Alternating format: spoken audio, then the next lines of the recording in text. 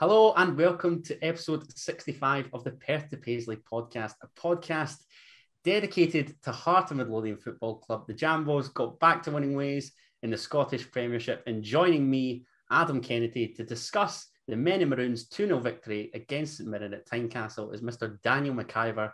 How are we, McIver? I'm doing very, very well, Adam. I just want to say to everybody who is listening, there's been a slight change in our recording time. We're actually recording this the day after. We're recording this on Sunday because I was an idiot and didn't realise that my next week is very busy. So like Adam, I don't just do this podcast. I'm also part of the Terrace podcast team, and myself and Duncan Mackay are doing a bunch of recordings tomorrow night, which is Monday, and then our usual recording night of Tuesday, I forgot I'm away to see James at the Hydro being supported by the Happy Mondays. So we couldn't record then, otherwise you wouldn't get an episode. But obviously, we wanted to do an episode, so Adam has kindly agreed to record on Sunday night. So if there's any news on either Monday or Tuesday, and you're like, why haven't they spoken about the fact John Souttar signed a 5-year extension or Stephen Kingsley signed a 3-year extension? It's because we don't know it's happened yet. But that's why. So I'm doing very good, Adam. How are you? I'm great, mate. It was just nice to see Hearts get back to winning ways. Yeah. With that 2-0 scoreline that I correctly predicted on the podcast. Yes, we know. My only annoyance is I thought I was doing well until I see Scars around the funnel release their tweet with Ryan McGowan, who had 2-0 Hearts and Stephen Kingsley to score. Yeah. So that was brilliant. Thanks for that, Gowser. Very much appreciated.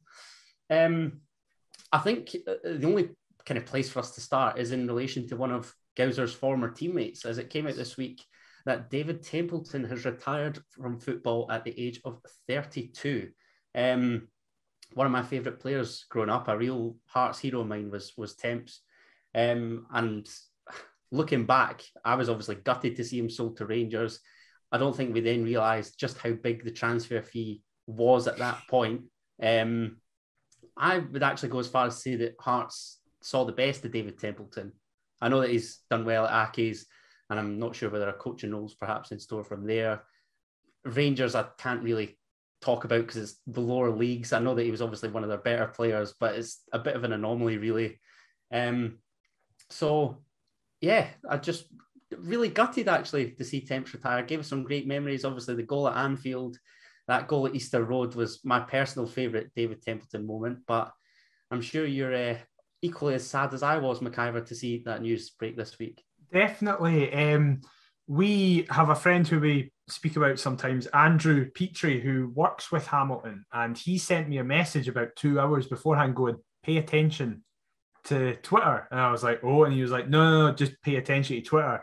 And then obviously that news came up, and it was genuinely just really sad because he is, as you said, he's only 32. Like, I know he's a wide player, and typically wide players tend to peter off quicker just because often they're the faster, and pace is one of the first things to go when you get older. But the injuries he's had are so unfair for a guy who should have probably reached a higher level than he actually did. Of course, the two memories that come up are that Edinburgh Derby goal at Easter Road, which is one of the best I've ever seen, where he just seems to pick it up at the halfway line and like Maradona in the 86 World Cup just runs past the whole Hibs team to put it in the far left-hand side. But for me, it is that moment in Anfield. Me and my brother were watching it on a tiny wee CRT monitor on a dodgy stream in my bedroom and just lost our minds. It's one of those few goals that I always will go, I don't know if I'll celebrate a goal like that again because of just what it meant. And just, I saw a bunch of people, be like, aye, but it was lucky. And then you see none of them are Hearts fans. It's like, who cares that it Reyna spills it? It's just one of those moments. Borthwick shared the photo of him and his dad. That was brilliant, actually, that picture. Yeah, my dad was there, but he was in the Liverpool end. He couldn't get a ticket for the Hearts end. So him and his mate were in the Kop as it happened. And obviously I wish I was there, but I didn't expect thing watching at home. As you say, for our generation, he's one of the most exciting players we've ever seen. Part of that team that could have done more as well, but at the start of that season were just fantastic. Him and Kevin Kyle had a really great relationship. I think, I can't remember who it was, but I think it actually was Kevin Kyle who said that Temps was just routinely told, never look for a pass before you hit the byline. Just constantly look to get past them. And if 9 times out of 10 you fail, it's fine, because the one time you get past them will score. And that it was Jim Jeffries that said that. Yes, exactly. yes, it was Jeffries. That was one of my favourites. And I hope he goes into coaching. I would love him to be given a coaching role at the club. Like, I would adore him to come back in some form of capacity. But I just hope he's happy with whatever he's doing, because obviously, as we say, he's still a young guy. And I hope he has a lot left to give if he chooses to go into that. I don't know what he's like as a pundit. I know he's done a couple of kind of super scoreboard type things, Sports Sound. So I don't know if he maybe wants to pursue that instead of a coaching role, but just whatever he does, I wish him all the best, as we both do. And just thank you for literally like being one of the best players I've ever seen for us. Nice. Couldn't have summed it up any better than that, mate. I'm happy to echo those exact thoughts. Nice one. So we are going to go around the grounds before we divulge into Hearts beating St Mirren at Tynecastle at the weekend. There were 3 other Saturday 3 o'clock kickoffs. First of which was at Dens Park. A shocking result that I did not see coming. Dundee 3, Motherwell 0. And then the others were 10-man Ross County holding Dundee United up in Dingwall with a 1-1 draw, and 10-man St Johnstone going 1-0 up, but losing 2-1 to Hibernian at McDermott Park in Perth. What did you make of the other Saturday games before we talk about the Sunday matches, mate? The Dundee one is just peak cinch, and I fully rate it. And it's so Hearts. Yes, it is. However, I will say this: Motherwell look a different team away from home. Like, away from home, because we did that to Motherwell when they came to us as well. I don't know what it is with them away from home, but they just look... Mind you, well, I was thinking about that, and then I thought, how can they blow Aberdeen... Well, I say blow Aberdeen away. They beat Aberdeen 2-0 at Pittodrie with 2 shots. Yeah. And then they blow us away. How is that possible that they then crumble to... But that's what I mean. They were terrible. They were terrible against Aberdeen. They just got really lucky. But that luck did not translate. Yeah, exactly. I mean, I still don't see Dundee building on this at all next weekend. They'll inevitably get battered as well. The Ross County Dundee United game, I saw it was a 93rd minute equaliser, which did us a big favour. We're now 2 points clear in third. Dundee United just seem to be kind of... I saw Tam Courts' interview actually after it, and he was saying that they're really, really good for like 80 minutes. And then that final 10 minutes is where they feel really vulnerable. I love Tam Courts, right? But see, when you're chucking out if games only lasted for however long, that just, come on. Like, you're better than that. Everybody involved in football knows that if games ended at a particular time, you know, it's ifs, buts and maybes. Yeah, absolutely. Focus on the hour and a half. But I had 1-1 in my preview, so I was pretty pleased with that. Look at you with the predictions this weekend. Again, I don't think this will allow Ross County to build on anything. I think it very much is going to be Dundee, Ross County and Livingston as the bottom 3, just kind of battling it out. And then the St Johnstone... There's another team that could get dragged into it. Absolutely. Obviously, we were both at the game, so I was checking my phone at half-time and saw that St Johnstone... I just saw the score first. So I was like, St Johnstone are winning, it's fine. And then it was like, oh, wait, they're taking 10 men. Obviously, I thought it was a masterstroke as well. Sorry to touch on the previous game, but I had 1-0 St Johnstone. I was like, oh my God, I'm on a roll here. But no. Porteous, obviously, with the own goal, but then a 3-minute run where Hibs get 2 goals right at the end. But by all accounts, and looking at the highlights, it was very much one-way traffic with Hibs in dominant form. So obviously it's put an end to the league form rut that they were in, but... Very disappointing that. 5 consecutive league defeats. I was adamant they'd make it 6, but it's not to be. I have seen, however, that from the start of December on Wednesday till the end, they play 9 games. So they have a lot of games. And in that, they play both the Old Firm Aberdeen, Motherwell, and Dundee United, and then Rangers midweek, I think, for them. Yes, absolutely. Yeah. And then the first game of January they play us. So, I mean, in fairness, I've just said they have 9 games. It would have been hard for them not to play some good teams. I think they're really going to struggle because I just don't think they have the depth. I think if they could keep their starting 11 fit, they'll be able to get decent amount of points. But just with every 3 days they're playing a game, travelling to every corner of the country, I think that's going to be a real tough. If they can come through this December still within touching distance to the top 4, I think that's a big success for them. Fair comment. And then obviously the Sunday games on the day of recording, the first was a 12 o'clock kickoff in West Lothian as Livingston succumbed to a 3-1 defeat at the hands of Rangers before Celtic got the better of Aberdeen 2-1 at Parkhead in the 3 o'clock kickoff. I haven't caught any of the action bar Joe Aribo's goal for Rangers, the second. It was an absolute stunner. Yeah. But it's no real surprise, is it? I think the only surprise that I had was, again, I had 2-1 Rangers, so as soon as Bruce Anderson pulled one back, I was like, oh, this is looking good, and then they sealed the deal late on. But when Lewis Ferguson equalised at Parkhead, I was thinking, surely not. And then, sure enough. Have you heard about Callum McGregor's goal? I've heard it's dodgy, or it's the funniest goal ever. So Joe Lewis makes an amazing save, and then I can't remember who it is, but the Aberdeen defender looks up and goes to send an 80-yard ball and absolutely tans it off Callum McGregor's arse, and it goes in the back of the net. Oh, Jesus. It's great. It's those types of goals. Like, Stephen Glass must just think about giving it up, eh? Yeah, exactly. When your luck's in, it's well and truly in, but when it's not, my word.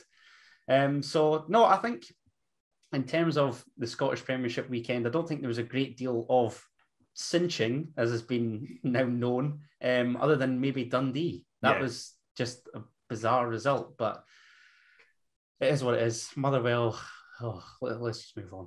Yeah. So, of course, the only game that we didn't speak about just there was Heart of Midlothian beating St Mirren by a 2-0 scoreline at Tynecastle. Robbie Neilson had made 4 changes to the Hearts team that had lost to the Steelmen at Fir Park. Craig Halkett returned to the starting 11 following his supposed groin hip injury. He had a groin strain. Groin strain, thank you. Your mate Andy Halliday took Alex Cochrane's place, so I knew that you would have been delighted with that. And another boo boy of yours, Gary Mackay-Stephen, joined Barry Mackay on the flanks in support of top scorer Liam Boyce. So out dropped the suspended Taylor Moore, Alex Cochrane, like I mentioned, Josh Ginnelly, and Ben Woodburn. 4 changes. Robbie opted to shake it up, vary things. Were you surprised? What were your thoughts once you saw the 11 names that had been chosen to take on the Buddies? Right. To give a little bit of kind of context to this, I had an absolute nightmare getting to the game. So I stayed through in Pilton. It was absolutely freezing, as anybody who went to that game will know. Baltic. Yes, exactly. Was like, right, we need to be... Obviously, I get a bus in and then walk from the top of Princess Street down to Tynecastle. So it was like, right, the bus is at 1:45. How far you walk? Yeah. I get my steps in, mate. Evidently. Absolutely. As long as they make it worth it, that's all. Exactly. So I was like, right, bus is at 1:45. We're leaving the house at 22 to mitigate the amount of time we're out in the cold. I'm still standing at the bus stop at 2:10.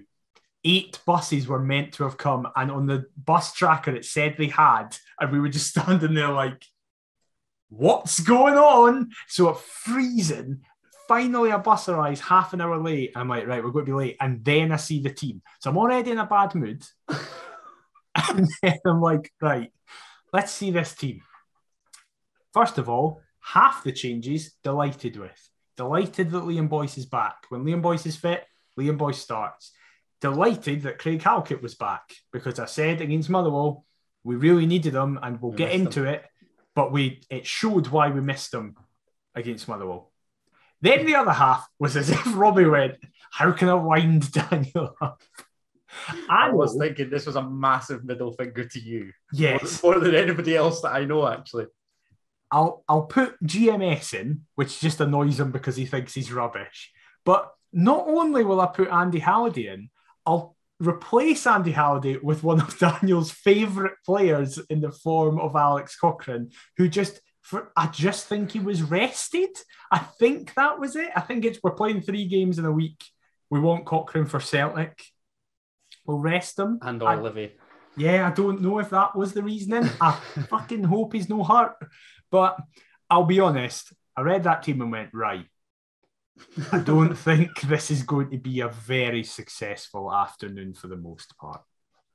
And a very successful afternoon certainly seemed a long, long way away when I watched that first half. I mean, my goodness. You know it's bad when you're instantly chucking out texts at about 2:15 saying, we've been ranked, what on earth was that? Like, I actually thought the boos were kept to a minimum. I was fully expecting, just heralds of abuse from every angle. But I was slightly, I wouldn't say slightly disappointed by the lack of boos, but... Don't say that! But, we've got to let them know that first 45 just was not good enough, was it? No, it absolutely. Listen, I don't boo just ever. Like, even when we're getting beat handily off Motherwell, I don't boo. Like, I'm just like, well, I just get annoyed and swear.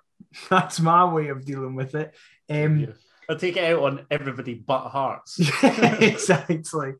That first half was some of the worst I've seen in a while, and it very much was just, this is what we all expected when we saw that team. There really isn't a lot to speak about in terms of moments from the first half, because it was just more a general, like, everybody's playing badly. We're too passive. Passed us by, didn't it? Yeah, we're so passive was the word I used to describe it. And just, I will say, before we kind of go into everything to do with the game, I was quite impressed with St Mirren, especially for the first kind of 60 minutes up until we initially scored, which we'll get to in a bit, of course.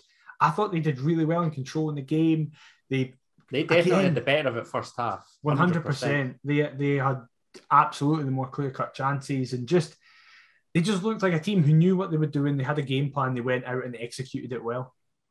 I mean, I made it clear on the pod last week that I'm not a big St Mirren fan. That goes without saying, but I do actually like Jim Goodwin as a gaffer. I really like Jim Goodwin as well. I think he recruits really well. And when I looked at, I thought the first half, St Mirren's better opportunities, if you like, were Jamie McGrath probably feeding Eamon Brophy. There was a couple where Eamon Brophy, he sort of swivels and he blasted one over the bar.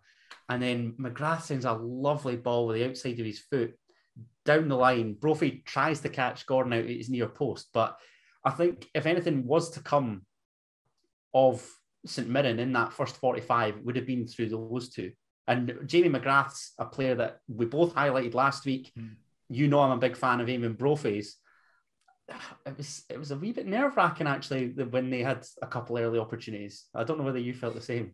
Definitely. However, I will say, I didn't think Brophy did as much as I expected him to throughout the game. And I think the majority reason for that is that Halkett just stood on him the whole game. Halkett just clearly was told, you have 2 jobs today, header everything that comes your way, which he must have a concussion after Tuesday. Yeah, exactly. I saw he won 98% of his aerial duels. Just insane. And stay on Eamon Brophy. Don't let him turn you. Don't let him get past. Don't let him get in behind.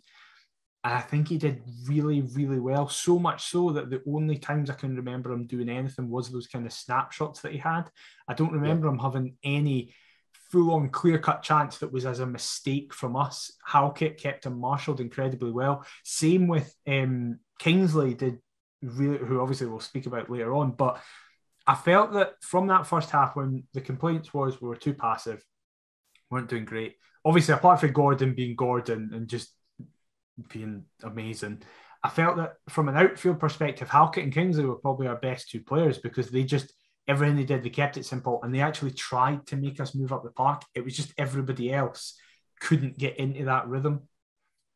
No, definitely. I really liked Jamie McGrath and Connor Ronan kind of picking up those little pockets of space, looking to sort of feed Brophy through, but that didn't really seem to materialise, just like you say. I think in terms of Hearts' chances, there was a Liam Boyce deflected effort, a nice bit of link up, I think, from Michael Smith and Benny Beningame down the right-hand side. Yep.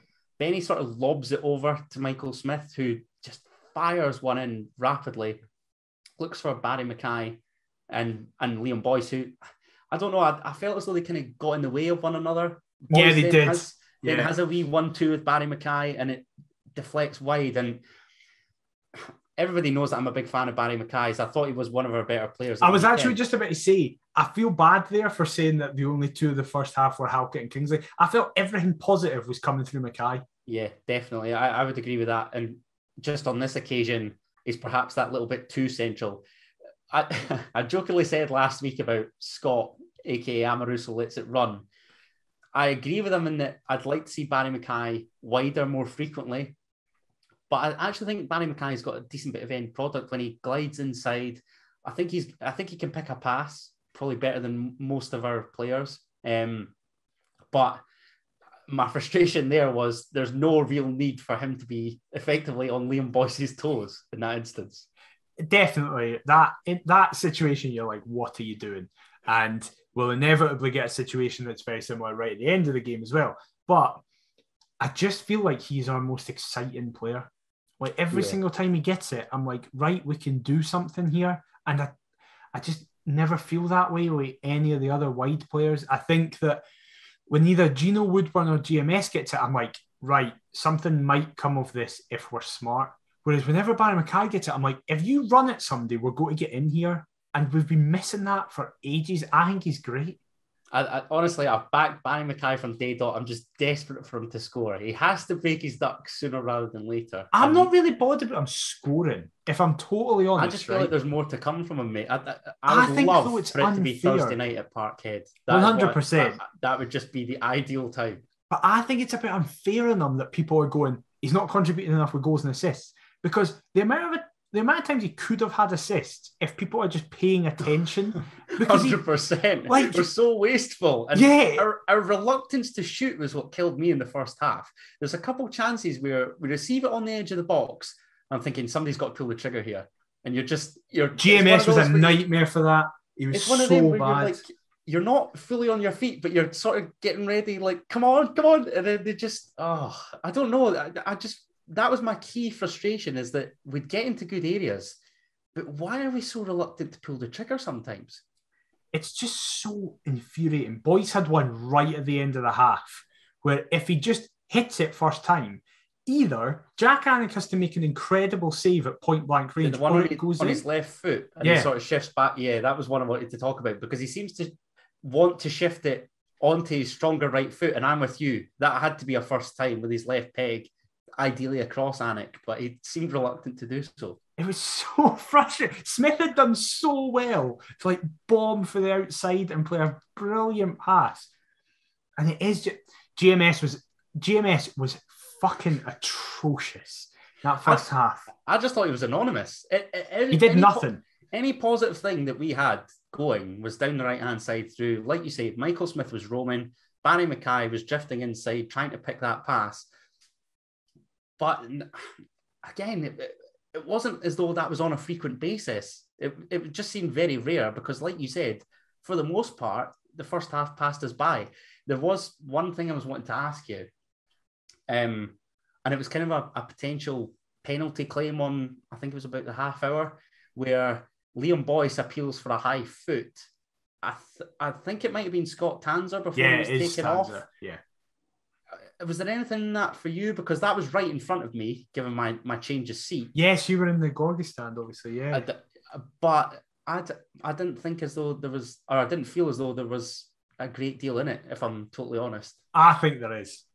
Do you? However, I maybe need to watch the highlights back, I will confess. That's the thing. At the time, because again, I'm in line with it in R, I was like, I think that's a penalty. And by the way, before we get into anything about this, fuck it, the ref gave a drop ball 30 yards away from where it happened after it.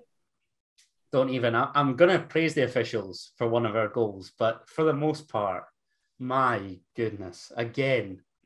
It was unbelievable. Some of the decisions were like when you don't know the rules of football, so you just go, I'll do this. you know what the most annoying thing is, though? It's not even a surprise at this point. Nah. Like, everybody just seems accustomed to accepting that there are going to be a couple faux pas from these officials, man. Every single week. There's something to complain about. I will say, for the benefit of balance, St Mirren had a penalty shout as well. And I think it is a penalty. What about when Richard Tate had the ball in the net for a potential offside? I think it's very tight, but it's a right decision. Just. I think. Yeah, just. It's Yeah. very just, but I think it is right. As just as they come. Yeah. With the Boyce penalty, I think there is something in it, but I don't know if it's enough for him to give a penalty. I think Tanser's lucky, though, because is that just us reeking of desperation? Maybe. So rubbish up to that point that Boyce is back. We're like, yes, we've got somebody that can take these. I don't know, but his foot is high. I know Boyce is stooping a bit, but that's why I was... His foot is still high. It's above his own waist. Yeah. I don't think it's enough to give a penalty, but I'd understand if it was given. Yes. Yeah. I can agree with you there. This is where we'd need like Cammy Connor on the phone to just... Yes. He's a qualified ref, isn't he? He could enlighten us here. Aye, but he's shite and all. He'd get as many decisions wrong as well. I've seen him be a lino. Big man, you taking that if you're watching? Tweet us abuse, feel free. Or tweet McIver abuse, not me. Yeah. Look, the second half started and oh god, I didn't know what to anticipate given that first half performance. Can I also say this is one gripe that I've got? Why do we allow? I'm assuming St Mirren won the coin toss. Well, this is my conspiracy theory. Why do we allow opposing teams to switch the ends? Well, this is the thing. It really annoys me. They won the coin toss, which is the point, right? If you win the coin toss, they know exactly what they're doing. Choose. Yeah, that's my conspiracy theory. Every year, like every game this season, we've been class in the first half and kind of fell off. I just think the Hearts players thought they were in the second half because they were shooting towards the Rosebud. I was like, they just think they're in the second half. That's what it says. Because we're much better in this. We're much better in the second half, and they must have just been like, right, first half, here we go, coming out at 3:10. I've got a conspiracy theory because that happened in the Championship as well. I can't remember who it was we were playing. I think it was Inverness. That might be wrong. Somebody let me know on Twitter. But somebody swapped us, and we were shit in the half that we normally were good in, and we were class in the half we were normally rubbish in, and it was the exact same. I can't remember who it was. It's really annoying me. Maybe it was Cove in the Cup this season. No, I feel like Andy Halliday's. Oh, Andy Halliday's was in the first half. Was in the Gorgie. No, yeah. No, wait, yeah, it was in the Gorgie. Yeah. Hold on a second. Yeah. Honestly, that is one of my biggest annoyances, and I don't know why it annoys me, but I know why it annoys me. Wrong because I'm in the half that is nearest the Gorgie, so I like the fact that the second half towards the end of the game, if it's tight, it's like we'll have a winner in mass half of the stadium. If you were in the Roseburn, you'd have been laughing. If you were in the Gorgie like I was just at the weekend there, I literally saw nothing. It's all at the other end. We'll come to Kingsley's free kick later on, but I genuinely, I had to get the binoculars out. I was like, what on earth's going on here? I used to sit, my dad and my brother used to have a season ticket down at the corner flag, first row of the Gorgie, because my brother was young enough that he liked being close to the players. And my dad, for 4 years, was like, this is the worst seat in the world. You can't see anything. And whenever I'd get his season ticket, I'd be like, what are we doing here? And my brother would just be like, there's Callum Paterson, there's Jamie Walker. It's like, well, I can see them and I can't see anything else in the game. Oh dear, I don't know how folk in the Gorgie do it, man. Get me back to section N where I rightfully belong. And I'd have seen loads more of the second half had I been in my correct seat, because I actually felt, despite the poor first half performance, that we started quite brightly in that second half. We did. Maybe you're right. Maybe this is. I'm telling you. Is there some kind of, I don't know, what would you even? It's just it's a mentality thing. It's them going, if we shoot towards this end, we're rubbish. If we shoot towards that end, we're good. And it just so happens to always be that we're shooting towards the Rosebud in the first half, and then that fucked us for the first half where we were shooting towards the Gorgie. Got some kind of resonance with the Roseburn going on. I don't know. But either way, like I say, we started the second half positively. I think within the first couple of minutes, there was a chance where Barry Mackay, again, looking to make things happen, clipped one to the back stick. And it lands at Gary Mackay-Steven, who opts to volley. For me, it's got to be Lacey's as opposed to the kind of side foot that he tries past Jack Anik. Were you kind of that same belief and therefore annoyance? I have no time for him. I have absolutely no time for Gary Mackay-Steven. At half-time, I took to Twitter and kind of gave my half-time thoughts, and I refreshed Twitter. And every single Hearts fan, whether it was Hearts though, this is my story, Amorous Let It Run, everybody was just like, what is the point in GMS? He offers that. This is my story was like, he's pathetic. Hearts though was like, has he ever offered anything? Yeah, like, he's just a waste of a jersey all the time. I have no time for him. He was so bad. I don't give a fuck that he scored, right? He was fucking terrible. And it wasn't like a break from the norm. Joel Sked perfectly summed it up in his review at the end of the game. He was like, he was inconsistent for Aberdeen. But Aberdeen fans accepted that because when he was good, he was great. He was like... And they also had a plethora of wide players to choose from, like your Niall McGinns and whoever else. Yeah. Gary Mackay-Steven has been incredibly consistent for Hearts. He's just been shit for like 90% of his time here. And then there's been part where like, oh, listen, he's nursing an Achilles injury over the last 6 weeks. No, I don't care. I don't care if he's got a broken leg. He's been bad, Adam. It was the jet lag from New York that just lasted for months on end. A year. We're coming up a year now since he signed. And he's had 5 good performances. Give us your 5. The last 4 of the Championship and Celtic opening day. That was it. That was it. So he's not had anything since August. No, tell me a game where he has done something good on from July 31st to yesterday when he scored. What has he done?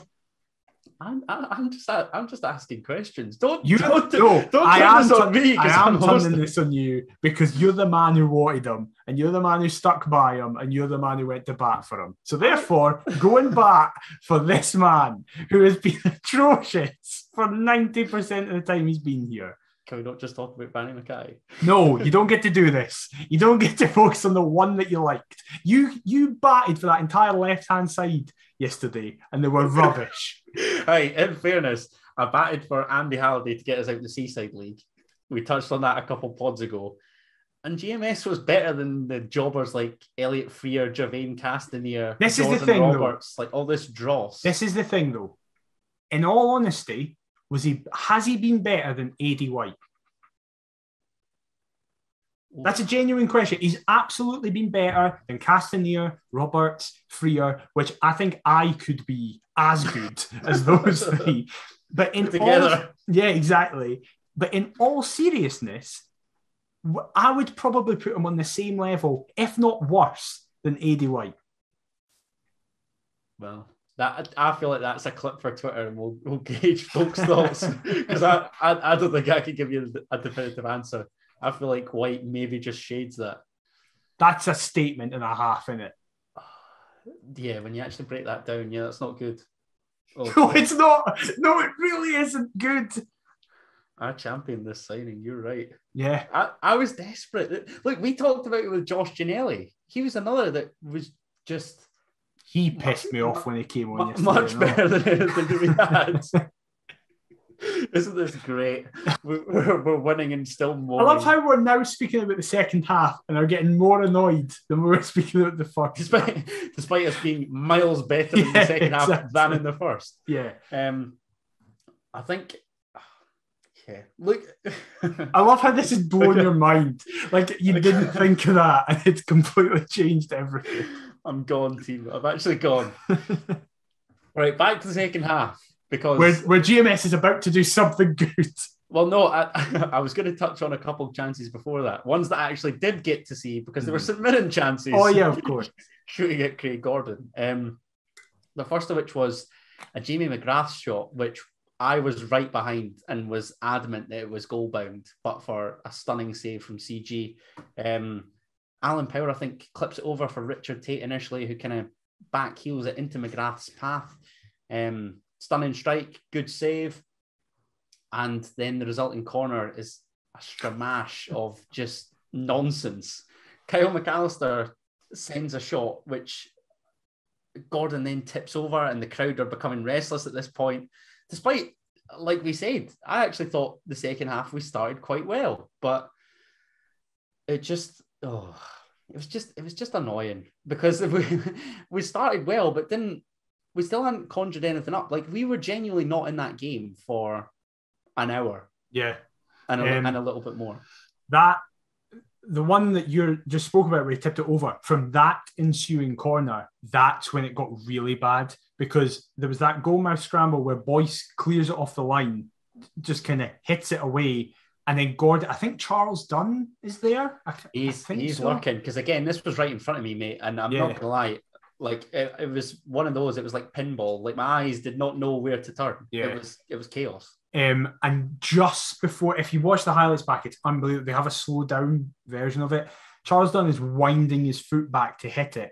And as he's about to make contact with the ball, Gordon jumps forward and flicks it over his foot. And it's just unbelievable. But that then resulted in it landing at Benny's foot. And everyone's just like, just get rid of it. And he tries to do that thing that he does where he just... It's like, it's fine, I have the ability, Pat, to take this out, and immediately loses it. And that's where Gordon has to send another one over the top of the bar. Yeah, that's right. I think that's the McAllister one, isn't it? Yeah. And then the crowd are just getting that. Furious, because that was ridiculous. I do want to mention them because we're about to kind of just now go into just positivity, because from this point onwards, well, you know what I mean. More positive than we have been. Good things started to happen. But I want to mention Benny. He was really bad yesterday. I thought he was really bad. I think there was worse players than him, without a shadow of a doubt. I would have given Benny a 6, for example, right? As the squad number suggests. Yes, exactly. I thought, like, for example, GMS was miles worse than him. I thought Suter was atrocious. I'm in that surprised, first half. I'm in that first half, that because I thought he was probably the worst out the back three. He was Definitely. Shocking. Like, there was so many times in that first half, a guy behind me just went, "I've never seen Suter play this badly." I said this a pod or two ago. It's the transfer talk. It's the speculation. Just put pen to paper, and then we can forget all about it, Soapy. Come on. Fraser just Smith. For a year. Fraser Smith tweeted, "I see John Suter here playing for his big money move to Cowden B." Because that was the level he was playing at. But I felt Benny just, again, it's more that first half. I probably should have mentioned it earlier. That first half where it was like, right, we need you to do something. And he just always takes it and turns and either plays it across or backwards every single time. And then in the first half, he played one ball forward and we nearly scored from it. And it's like, look, you can do it. You can do it, mate. Just do it. Just do it frequently. Yeah. It's like the whole shooting thing. Oh, like, my God. Come on, somebody just see that. Unleash one. See, when you were speaking earlier about where Benny clipped it over to Smith, see, as soon as he hit it, like, across, I know obviously it's a fantastic pass and it is a pass, but the minute he did it, my brain went, is that him shooting? And he's just that shit. Like, is that a shot? It's just turned into a spectacular ball. Because I didn't see Smith running. So I was just like, is that just the worst shot ever? Oh, dearie me. Biscuit's legacy continues. He needs to take time out, and he's gonna, obviously, but I think that's where the frustrations arrived for that first half. I don't think any of the midfield got to grips with the game. They just if I'm honest. It's been the last kind of couple of games, barring the Dundee United game, the Aberdeen game, the Motherwell game, and now this game. It's taken Devlin and Benny ages to get control, or often they just never have. Aberdeen and Motherwell, they just never did. But yesterday it was like, it took them to the hour mark to do it. And it's so frustrating because against Dundee United, they bossed it. Against Motherwell at home, they bossed it. Against Livy at home, they bossed it. It's like, how can you do that? And then at other times, it takes you an hour to do it. We say it all the time. There is a reason why they are at Hearts, mate. Yeah, it's just they're too similar. We need a different player in there who, or a Peter Haring, who can come in and just, because regardless of what you say about Haring, I don't think that's again of that kind of same ilk, though. No, this is what I was about to say. Regardless of what you say of Haring, he always controls the midfield. What you can criticise him is that he controls it and doesn't do a lot with it. But I can't really think of games where Haring hasn't went in, bossed the midfield. And then that allows Devlin, who is absolutely the most attacking minded of the three, to get forward a bit. Interesting. I also want McInnes and Devlin as a two. All I'm going to say is, by some selections in recent weeks, albeit not Saturdays, I think the gaffer's been listed to Perth to Paisley. So, Robbie, if you are listening, there you go. I will say, though, this is a great... Because some people, I think, will take this as, like, we are criticising Benny in that he's not good enough. That is not what we're saying at all. What we're saying is just that he's been forced to play every single game this season. I think we would just benefit from mixing it up a bit. And it's probably the position where we have the most depth in as well. Yeah, no, I agreed, mate. I want to touch on our chances and us breaking the deadlock, because there was one where Liam Boyce looked to be slipped through again by Barry Mackay, and it's what you were kind of saying earlier, and that Barry Mackay's numbers would read really well if we could finish, because the chance doesn't even fall to Liam Boyce due to the miscontrol. It falls to Michael Smith. Hearts then kind of win a corner, but nothing really comes of it. It's a great save, though. It is a great save, but I think is it from St Mirren's counter that we then try and gain it back and successfully do so through Craig Halkett back in the side. Just there you go. Say no more. What I will say is, I alluded to it earlier, the officials actually played a decent advantage for once. I know. That was great. I mean, thanks for letting the game breathe, because that is another bugbear of mine. Cammy Devlin finds Liam Boyce, who feeds it out to GMS, slips in Barry Mackay, who I don't know whether he's crossing, shooting. He doesn't really seem to know. It then falls back to Gary Mackay-Steven, who opens the body up, coolly slots into the bottom corner, past a flat-footed Jack Anick, 1-0 Hearts, and it was more relief rather than joy. I burst out laughing. Given the frustration. Why did you burst out laughing? Literally, frustration. Literally, everybody jumps up. I turned to my brother, and me and him just went, "It's GMS," and burst out laughing, because it just sums up how shit the day was, that he was the one to break the deadlock. Like, the worst player on the park just was like, "Oh, it's fine. It's fine, lads. I'll fix us. Don't worry about it." Can I just say, who had been largely anonymous? He had done nothing. The hour, or whatever it was before we scored. I think Boyce does incredibly well here. He holds it up really well and then almost loses it, but uses his body to keep the ball and plays it out to GMS, which then gets back to him. That was another frustration of mine over the 90. How many times did you see Craig Gordon launch it long to Liam Boyce, who does well to hold off?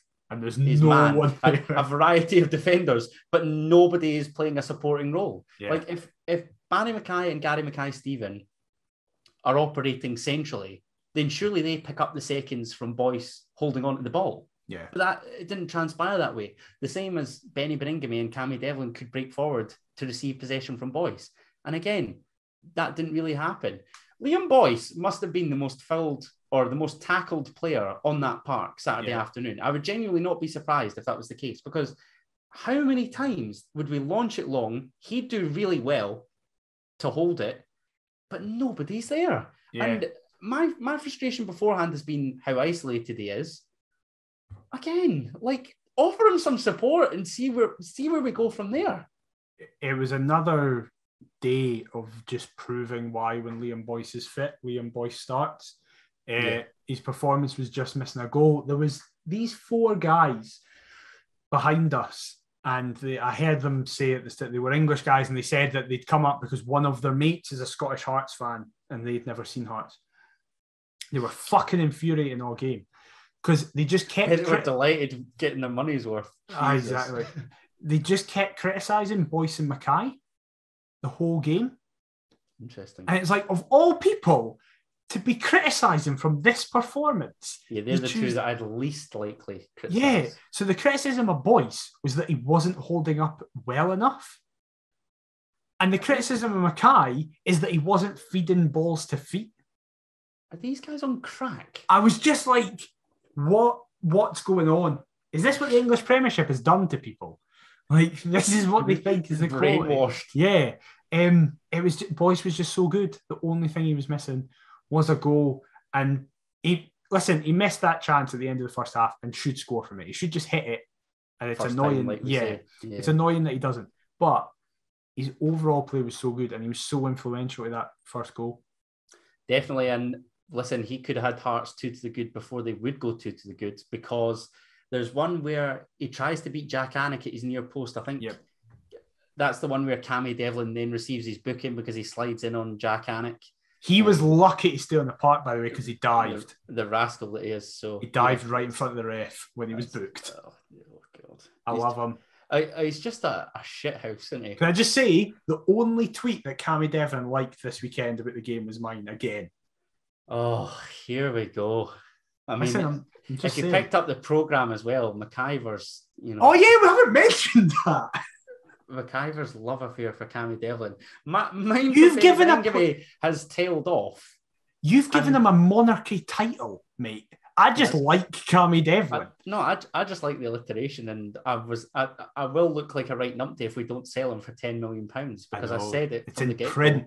Club record sale. I'm telling you, it has to happen. My Congolese king, love you. I just love Cammy Devlin. He's class again. Do you think he was much better than Benny Van Ingevel? I think he was better than Benny. I don't think he was much better. Fair comment. Look, we talked about kind of Liam Boyce up against Charles Dunn, some other meaty centre halves, Joe Shaughnessy, whoever. But it is Charles Dunn that eventually takes Liam Boyce down on 73 minutes before the missile man steps up to unleash one. Stephen Kingsley, take a bow. Bend it like Beckham? No, bend it like Kingsley. This is the thing. When it happened, me and my brother both, normally he goes, oh yeah, he's going to score this. And I'm like, no, he's not. We both were like, it's too central. So Kingsley was going to have to be in two minds. We thought that it's like, right, either if it's a bit wider, you can just put whip on it and hope it goes in. If it's a bit closer, so you can't get the whip, you just hit it as hard as you can. Because of the position it was in, I was like, he can't do both of them. He's not that good. And then as soon as he hit it, it was like, this is going in. And it's just, me and my dad were speaking about this. We were trying to work out if it's the best free kick we've ever seen in person. The only two we could think of that were at the same level, both happened in the same game, and they were Lee Griffiths' 2 against England for Scotland. Right. Don't mention that rat's name on this podcast ever again. So they were class free kicks. So we were thinking, they good, and like take into account spectacle and stuff like that. But I think Kingsley's is the best I've ever seen, because I don't think any goalkeeper in the world is getting that. I don't care if you're Jack Anick, if you're Martin Dubravka, if you're Manuel Neuer, if you're Gigi Donnarumma. I don't care who you are. It's that video that's been put on Twitter, the guy who's up the back of the Gorgie and filming it. I thought I had a decent view of it, by the way, but that is even better. That's incredible. You see, if you pause it right just before it hits the back of the net, it literally, there's the meme online where everyone's like, oh, it's top bins. It could not be more. It hits the side netting. It's gorgeous. Unbelievable. Absolutely gorgeous. The thumbnail for today's episode is the still image of Kingsley as it hits the back of the net, because he isn't celebrating or anything. He just kind of is like, oh, that was good. Yeah. So that reminded me of? That reminded me of the Dale Carrick presser. Yes. When he was asked how did it feel to score against Hibs, and he's given it the... Yes. That was... Benny's reaction to it is the best. What does Benny do? Oh, have you not seen what they do? Just like that? So, Benny and Cammy have amazing reactions. Benny's standing kind of parallel and just puts his hand on his head and crouches down. Just like, I can't believe it. And Cammy Devlin just puts his hand on his mouth and looks towards the wheat field, just like, I can't believe it. Unbelievable. That was worth the admission fee alone. He had the rest of the game was rank, but to see that in person, he had scored one career goal before he got to us. That is incredible. Because I also wanted to touch on Hearts stats releasing an absolute topper of a stat. I've got it here just so I get it right. But no Hearts player this century has scored more direct free kicks than Stephen Kingsley. Saturday's goal moved him ahead of Bruno Aguiar and level with Paul Hartley on 5. Now that's some esteemed company. So what that means is pretty lucky, but statistically, he's the best free kick taker you and me have ever seen. Yeah. Because we missed Robbo and stuff like that before this. Yeah. Aguiar and Hartley we've obviously both seen. Yeah, but statistic now Kingsley's better than Aguiar and tied with Hartley. It's mad. It's mad. Unbelievable. What a man. We need to get a contract sorted, please, for the love of God. Listen, I saw the articles with regards to Craig Halkett obviously being offered a new deal, or negotiations starting, I should say. Why the delay with Kingsley? It might not be delayed. We might just not be the high profile one, or I don't know if it's not happening. Don't do this, man. Come on. Look, everybody's positive. We've had a great start to the season. It'd be so Hearts now to just let these guys walk away for free. Come on, don't do it, please. Even if we have to give out assurances that they'll eventually be sold till we can find suitable replacements. Don't do what we always do. Let's either tie them down or appropriately cash in. Please. Hibs have been handing out contracts like it's Christmas, so you've got no excuse. Come on. Can I just quickly say that's not how it works? You don't just go, well, Hibs have been doing it, so therefore Hibs have been fucking handing it just to Paul Hanlon. Like, that's not what I want us to emulate. Hold on a second. Did you not see him in the semi-final? Look, Stephen Kingsley's third free kick of the season. I mean, the one in Dingwall was good. What was the other? Motherwell, and now that tops the lot, 100%. It's his best free kick he's ever scored. It's better than the Dundee one opening championship. It's got to be his best career goal. Surely. I mean, come on, Stephen. We've done you a favour. You've done us a favour. I don't know what his goal at Hull was. I know that's where he scored his other goal. It might have been a 40-yard free kick. We don't know. God knows. But at that stage, look, like I say, that was worth the admission fee alone because the rest of the game was largely terrible. But were you thinking that was 3 points secured then? Yes. Yeah. Good. Good. I thought you might play it off and just be like, no, I thought they were good. No, at that point, I was like, right. Thank God. Surely even we can't fuck this up. Because you alluded to earlier that Barry Mackay could have and probably should have bagged his first goal for Hearts. I want to say a quick thing before you go into this. Go on. We're speaking about Barry Mackay and the fact that his numbers, particularly in assists, could be higher if other players finish something. I want to say this about a guy who is not generally liked by Hearts fans, but Armand Nandway is in the exact same position. GMS has missed 2 absolute sitters from his passes, and now Barry Mackay's missed an absolute sitter. The pass from Nandway is so good. That was the only thing that Nandway did when he came on. Hey, I'll take that though. No, of course, but like even the Josh, I think there's a Josh Ginnelly chance where he runs for like 50 yards and then just does nothing. But Gino looks to bend one in the top corner, and then I think like it's a handball. By the way, the protests are waved away with Charles Dunn. Yeah. But like Big Nando's out on the right hand side. I'm like, what? Like, why are you there? What are you doing here? Honestly, man. In fairness, he's on the right hand side because he's at we counter, obviously. Just coming to get the ball. He's covering on the halfway line. So he peels round whoever the defender is And I think he is using the logic of, I'm 7'9". Gino's going to hit the byline and cross this into me. And I think he's justified in thinking that because Gino has 50 yards to go, I know what I'm going to do here, I know what I'm going to do here. And all he does is just hit it at the St Mirren guy. Admittedly, it is a penalty. The highlights show he has his hand up like that and it smacks his hand. It should be a penalty, but I don't care. That was awful. It doesn't change the complexion of the game. And look, that chance was a big one that we ultimately didn't take. Barry Mackay's should score. Gino could do better. I wanted to ask you, the final piece of action really was Joe Shaughnessy being shown a red card for, I think it's his second booking. Yep. But Cammy Devlin, your mate, could have grabbed his first Hearts goal before he's taken down by Saints' club captain on the edge of the box. Or could have slipped in Gino, I might add. No, I didn't want me to do that. But I thought of you. I thought Daniel will be... I had 30 quid on it. No chance. Not that I put 30 quid on. It's that Devlin, anytime you score, £3 on, 30 quid back. And you get 9-1. Yeah. That's quite a good price. And I was like, it's going to happen right at the end. And it's going to, like... Make your day. Adam's prediction will be wrong. Exactly. It'll be great. Exactly. The terrible start we had to me going, we've kept a clean sheet, scored 3 and won 30 quid. But no, I hate Shaughnessy now forever. He is a marked man. And he fully did. It should have been a straight red. Get it up, you Joe Shaughnessy. Exactly. Happy days. But that was pretty much all she wrote. A largely terrible game of football, one that we won't look back on with any real delight other than the Kingsley free kick. You certainly won't, given the other goal scorer.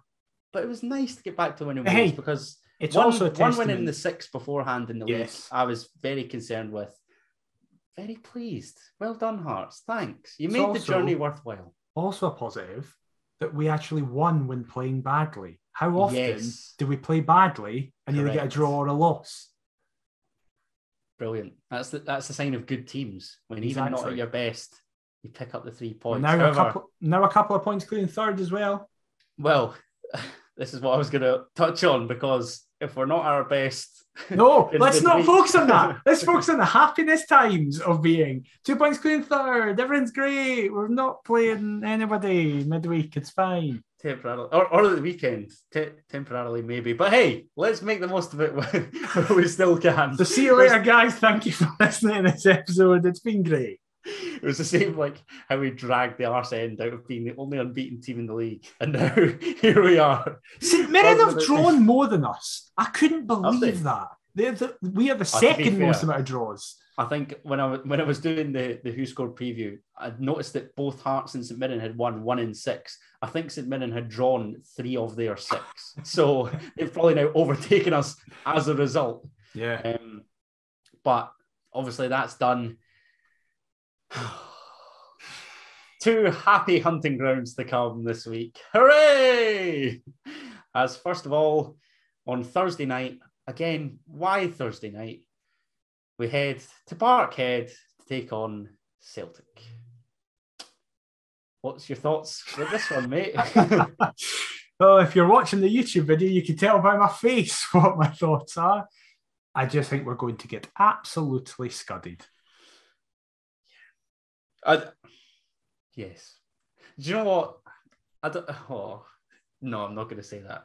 What I will say is, I'd not like to see us set up in the same fashion as the last time we were at Celtic Park. Don't know, it'd be a laugh like. Imagine if Robbie just does that, just to wind us up. This 3-4-3 has become a 5-2-3 or a 5-3-2. A 9-0-1. That's why it was in the League Cup. It was. Let's just say lineups and score predictions because there's no point alluding to what we'd like to see. It's never often the case when we go to Parkhead. You didn't mention the fact that Benny got stretchered off. I didn't because he's fine. And this is what I was going to say. I'm fully rated. He's just like, I just wanted to go off and thought it was exciting. I saw there was a stretcher and I was like, I'll have that, please. But the fact that Robbie was just like, he's had a shower and he's walking home. What was it Robbie said? He was like, usually players have to score to receive a standing ovation, and Benny's found a way to not score but receive one anyway. Oh, brilliant. But what a man. look, my Congolese king will be fine. Who are you starting him? Are you starting the same team alongside him? You're obviously not going to start Andy Halliday and Gary Mackay-Stevens. No, I'm not starting. Are they the only two changes that you'd make? Because even thinking about it, they'd probably be the only two that I'd make for Cochrane and Woodburn. Yes, that's literally what I'd do. Okay, that's that done. Score prediction. 4-0 Celtic. I'll go slightly more optimistic. 3-0 Celtic. Go! And then Livingston.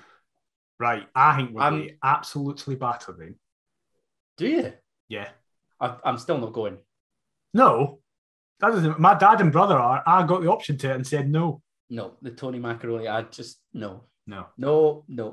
That I genuinely don't think I will ever return. Yeah, I'm not going. I've never been in the first place. No, that was comfortably one of the worst nights of my life. I would make changes to that side though.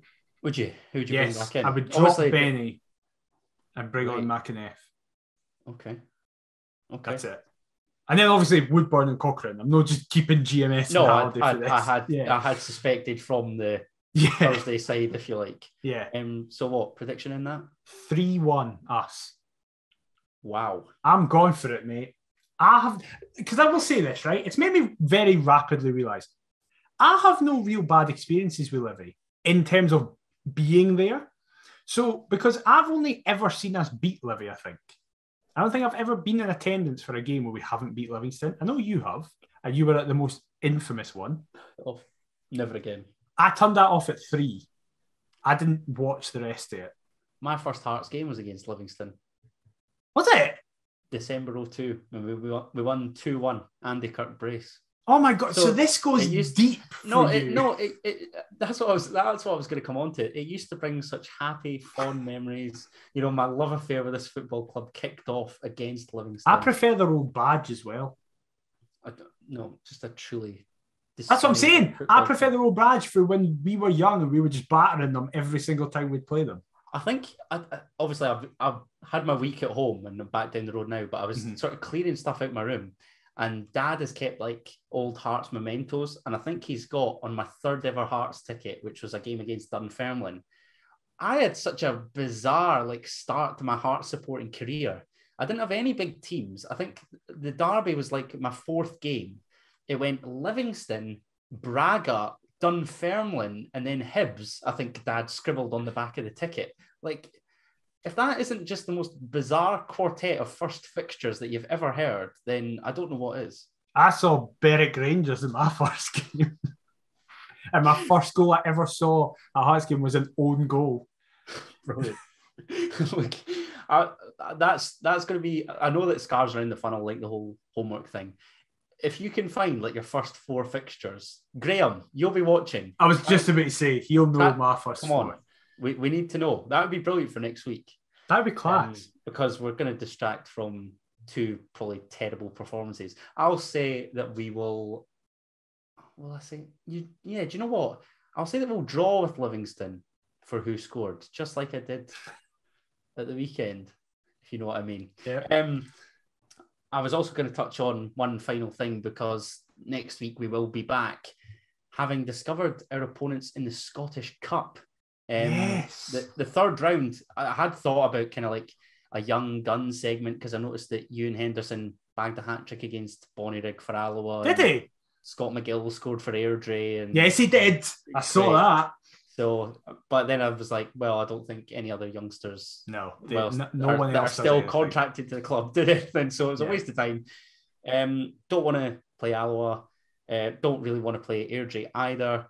Have you got any preferences for the Monday? Obviously, this will be tomorrow as we record, but by now the episode will be out. You'll know who we play, given that the draw was on Monday, but obviously it's tomorrow in the future for us. Any preferences to who you'd like in the draw, mate? Yeah, apologies for that again, folks. My fault. We'll speak about that next week. I want Clydebank because I think it would be cool. I've never seen Clydebank play in person. I would really like that just for the history of them as a club. I think that'd be really cool. Obviously, they're off the back of a cup upset, beating Clyde 2-0. Clyde are not doing well right now. I'd like them. We seem to always get Auchinleck Talbot, so they away can from rock home, back please. up. away from home. A nice little accessible journey that. Aaron Kelly are also through, so any of them. Nice away days, standing the terracing at Somerset, watching the Jam Tarts progress, hopefully. Lovely. As long as we get a team from the lower half of the championship down, I'm happy. Brilliant. Ideally at Tiny as well, obviously. Yes, of course. What about you? Excellent. Look, Ayr United are jobbers. I would love for us to get Ayr away, just for the convenience. The Adam Kennedy derby. Oh, I'm literally a mile from Somerset. That would just be exceptional. I don't know. Banks a D at home is the ideal draw. It's just like, really, obviously. To be honest. I don't know. Maybe the winner of Brecon Darvel. Oh, that's a good point as well. I want Inverness just because I quite like Inverness and I like playing Inverness. Don't want them away though. Fuck that. Yeah, Tiny, yeah. Oh my God, because that's got 1-0 Inverness written all over it. It absolutely does. It definitely does. Yeah, I don't know. Obviously, I mean, I was going to chuck it out to like the listeners to let us know their ideal draw, but the draw will have been. But made. It'll happen, yeah. I'll chuck that out on Twitter. Actually, that's what I'll do. Yes, I'll chuck that out on Monday night before the Brecon Darvel game. That sounds like a plan. Right. Well, perfect. Massive thank you to everyone listening. Again, apologies for myself for making us record earlier, so we're inevitably going to miss a bunch of stuff. But it was a bit different this week because it was more raw. Really, it's like literally the next day after the game. But yeah, massive thank you for listening. As Adam said, we'll be putting stuff out on the socials, which is at Perth to Paisley. You can get us on there for every single form of media platform. It's great. If you are listening to this and you listen to it through iTunes, Spotify, Google Podcasts, any form, please do leave us a review on that platform, as it massively helps us. If you've been watching the video version of this podcast on YouTube, please leave a like, subscribe, and comment. Massively helps as well. We've also got an email, perthpaisley@gmail.com. Just chuck us over anything you want on that. I check it. So yeah, it'll be class. Adam, where can people get you on social media? You can get me on all forms of social media at Adam T. Kendall. I was also going to say that we've launched a Perth to Paisley TikTok, primarily from for this absolute nonsense podcast. I'm not a big TikTok lover. I know nothing about it. But I just figured it's another platform. So follow us on there. Again, at Perth to Paisley. Nice and simple with the old username front. What about yourself, mate? I'm at DMcIver22. We'll be back next week with a special guest. So that's going to be some laugh, emphasis on the laugh, which is the clue for the week. But we'll be back to review the Celtic game, the Livingston game, the cup draw, anything else that's happened. It's going to be a bumper episode next week. So we hope you'll join us for that. But until then, we'll see you next time. Bye-bye. Keep the faith, Mother Joy Tees!